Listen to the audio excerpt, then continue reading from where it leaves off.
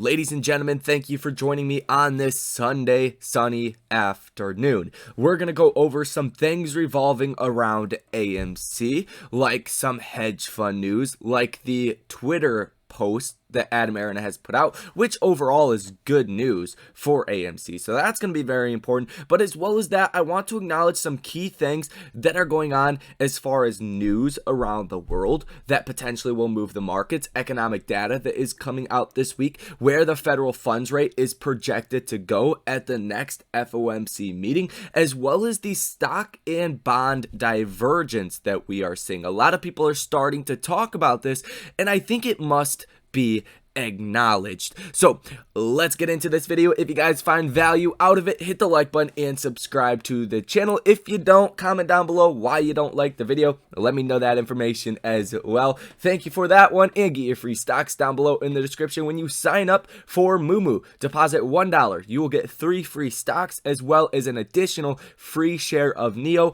upon your $1 deposit clearing. So that's pretty much free money. Take advantage of that while it does last, as well as if you guys want to come trade with us, link down below in the pinned comment to do so for that. So this is a chart of the S&P 500 as well as the 20-year TLT Treasury bond. This blue line, that's the bonds. Obviously, these green candles is the S&P 500. Now, why exactly are we going over this? This boring shit with bonds and stocks, correlations, why does that matter? Well, because stocks and bonds tend to not correlate each other. So if stocks go up, bonds tend to go down. But it's all about the velocity here, right? If the stock market is going straight up, like we're seeing right now, and bonds have been going straight down, you would think that is normal. And to some degree it is, but not on this fast of a pace, especially when the markets are so uncertain right now, when nothing has really changed. This is a fake rally. This is a bear market rally. And I know a lot of people are out there that are gonna be mad watching this video because, you know, they're being told the bull market's back by Crimjam or by everybody else. They're saying, yeah, now is the time to buy stocks. Now, but not down here. You got to question people when they say don't buy down here when the stock market's really at depressed lows, but to buy up here after the markets have already rallied. They have an interest in saying what you want to hear. When everybody's buying puts, they'll say, yeah, the market's going to go down. When everybody's buying calls, everybody's happy, like we've went over in the last couple of videos. The put to call ratios on the CBOE, very, very high. A lot of people are buying calls, almost 2 to 1 right now. And so that's what they're going to tell you. That's not what you want to do. You want to look at the facts here. And the facts are the bonds and the stock market is diverging at a too rapid pace. And like we just seen right here, when the markets did go down 1.31%, March 23rd, it only caused a small move in the bonds. You're really going to need to see the markets coming back down in a substantial way to get this more to a neutral correlation level, because right now it's far from a neutral correlation level. As you guys can see right here, TLT down 14.14%. At the same time, the S&P 500 is up 5%. This should not be so stark of a correlation or a discorrelation, I should say, that is actually going on right now. Like, look, even back here in January, TLT down 4.7%. The SPY was up 1.36%. That's more of a normal correlation, not this huge divergence right here. So long story short, markets will come down. The bonds will come back up a little bit. After all, you've seen mortgage rates go up 0.5% in the last week. That is due to the bond rates. When have you ever heard of mortgage rates going up 0.5% in a week? You've never heard of that. So don't tell me you have. You've never heard of that. That's never happened before, right? So these things are not good signs, and Wall Street is finally starting to catch on to this. I've been watching this for a while, but you know, it's good to see people are finally starting to look at the data here and come to some sense. Even though a lot of financial analysts still run around with their heads cut off like chickens, you know, I will provide you guys that information here on this channel that some people just don't want to tell you because it's not very popular. But good thing is, I don't care about being popular, never have. So that's that. Let's talk about what is really causing this rally. It's a short covering rally. It's a I want to say a short squeeze kind of in the S&P 500. It definitely looks like you've seen a bit of that going on. If you just pull this out, it's been a fantastic rally. It's been a really good rally. I profited off of it, you know, we all did down below in the trading community, but you got to use your common senses here. Look at the S&P on Friday. 12.66 million shares that were returned, 3.94 million shares that were borrowed. That shouldn't happen. That's not a normal market. That's telling you shorts are covering. And you also still see a 17.45% short interest of your float. Ortex data of about 160 million shares that are sold short as far as the S&P 500. The SPY utilization at 67.58%. 7 days ago is at 99.53%. All indications here are that this is a short squeeze that is actually causing this move to the upside. Until we see the war in Ukraine end, number one, inflation coming down, number two, Fed Jerome Powell less hawkish on the economy, not needing to raise rates as much.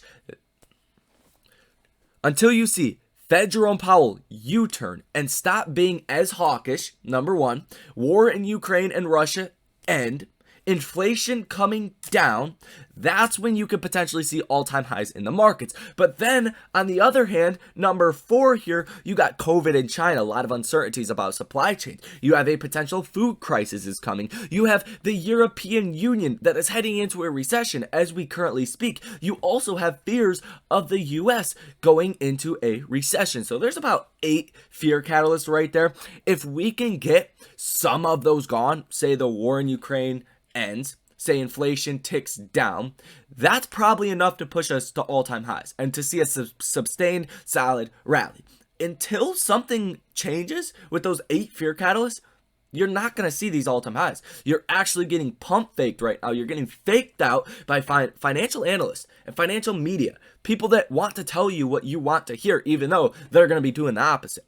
I'm not going to sit here and do that to you guys here on this channel. So that's really the key. That's when you see a substantial rally and a fundamental shift in the markets. Right now, it's all bullshit shorts covering. That's not going to last forever. Probably not even this week. I would be surprised if Monday is another green, substantially green day.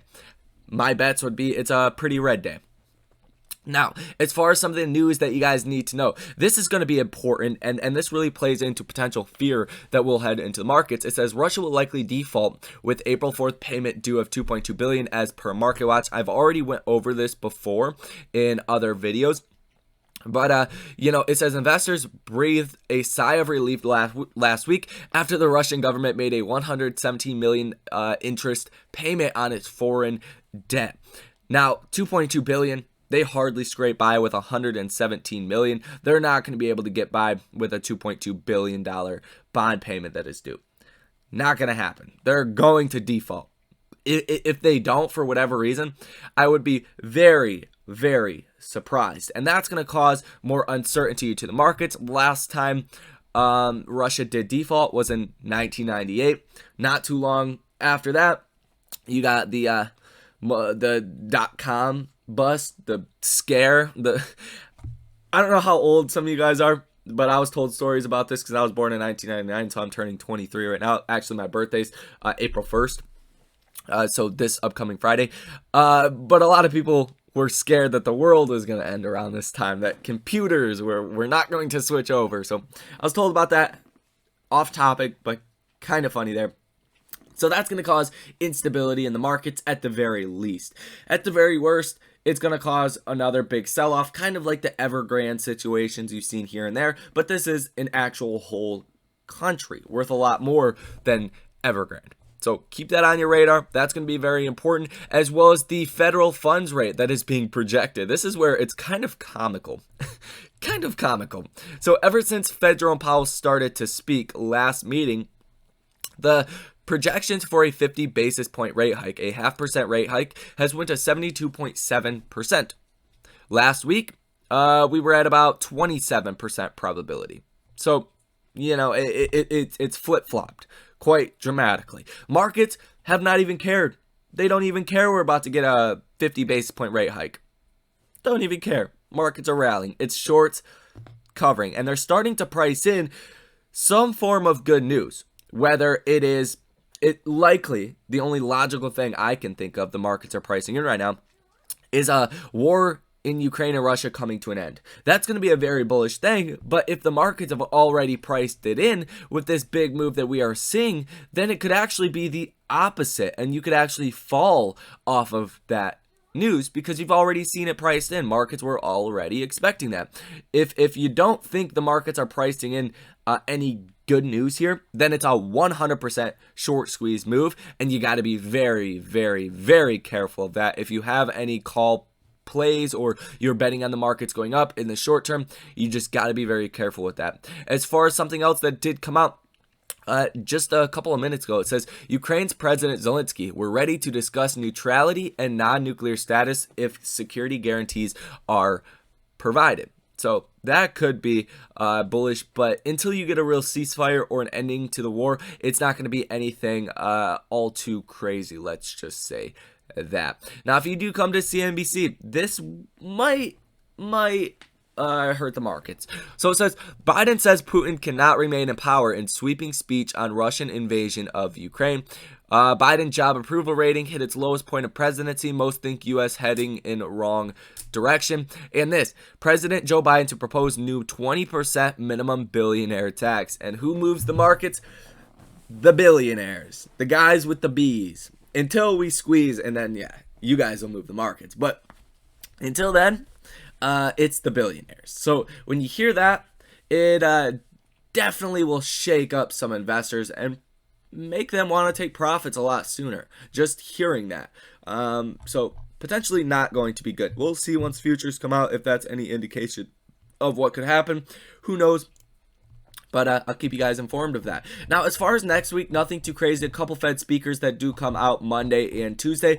On Wednesday, you do have crude oil inventories. That's going to be good for any oil trades that you guys have going on, as well as gasoline inventories as well.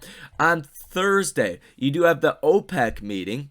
That's going to be important. That's really going to move oil markets around a lot. And then on Thursday as well, you have continuing jobless claims, core PCE price index month over month. That's what the Fed really pays attention to as far as inflation is concerned. The markets don't care as much about that, but I think it could be more important this time around. So that is Thursday at about 8:30 a.m. Initial jobless claims as well. Like I said, 8:30 a.m. And that's a high volatility expected event.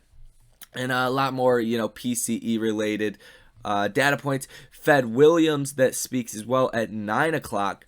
And then Dallas Fed PCE also going to be very important. And then nothing really else. On Friday, you do have non-farm payrolls. And that's going to be important to show, where the economy sits, right? If unemployment rates start to go up for whatever reason, that could put a hamper on what the Fed might potentially do. And then you also have the unemployment rate, which goes into line with what I just said. You also did have Adam Aaron that tweeted this. I was highly confident that AMC skills could quickly right the ship at Hycroft. We just did. Eric Sprott and AMC invested $56 million.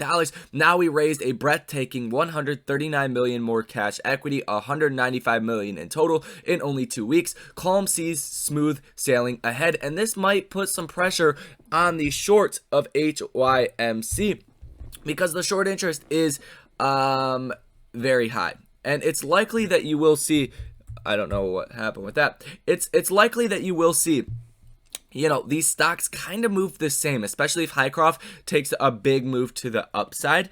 Then you'll likely see AMC follow that as well because they do have an investment in them. So if this stock fundamentally goes up, it helps AMC as well. They are also on the threshold securities list. Lots of failure to delivers. And you guys already know the deal with that one. So that's definitely a good sign when a stock goes on the threshold securities list that something crazy is about to happen. The cost to borrow numbers here, 162%. Short interest, unavailable. It was last time I checked at about 25%. Now look at it, 41.24%. Pretty insane there. Utilization at 88.22%. Days cover at 0.30. So it's looking pretty good for HYMC as well. And that should help AMC. Now, as far as the Stocko tracker data, briefly go over that. About 40,000 calls that are in the money, 71,000 calls that are out of the money. It does not matter as much because if you do see a move to the upside this week, you'll see a lot of FOMO go into the stock, and that's when you're really going to see those big rallies, is when people FOMO into options that expire in just a couple of days, because if the price of the stock keeps going up, the market makers have to hedge out a lot faster rather than if you bought options a month or two ago. So I wouldn't really take any definitive conclusions there about, the contracts that are in the money, out of the money, if there could be a gamma squeeze or not. It doesn't matter all too much. And then finally, I do want to talk about this. Hedge fund with 45% returns drawn into DOJ probe of short sales. And I'm bringing this up because this just goes to show how widespread this issue actually is. So it says, far off the hedge fund world's usual map is a small firm in Toronto, filling out the second floor of a titty brown office tower just above a pizzeria. From that perch, Anson Funds and its 41-year-old leader, Mosey Kassam, have been posting returns that are multiples of the industry norm. It's also punching above its weight in controversies. Reddit boards and websites have sprung up to question the proprietary of how it bets on the ups and downs of stocks. So too have lawsuits. And now Anson has an unwelcome distinction in a U.S. Justice Department inquiry examining the tactics used by short sellers. Of dozens of firms that Bloomberg has identified as being mentioned in prosecutors' sweeping requests for information and communications, Anson is among a smaller number that have been subpoenaed directly, according to people familiar with the matter. Exactly what's prompting that level of attention isn't clear. A Justice Department spokesman declined to comment. Kassam referred questions to a lawyer who offered no comment. So I think it just goes to show how widespread this issue actually is, from the big guys to the small guys as well. And the small guys can actually do some damage with the right amount of information and the right amount of leverage. So I do apologize for kind of having to rush through some of these things here in this video. I wanted to give you guys the gist, not keep anything out. And I got stuff to do with real estate. So I do appreciate you guys for tuning in. Hopefully you found value out of this video. If you did, hit the like button, subscribe to the channel, and comment down below any questions, comments, or concerns that you do have. Come join the trading community. Link down below in the pinned comment as well. Thank you for watching, and I will see you in the next one.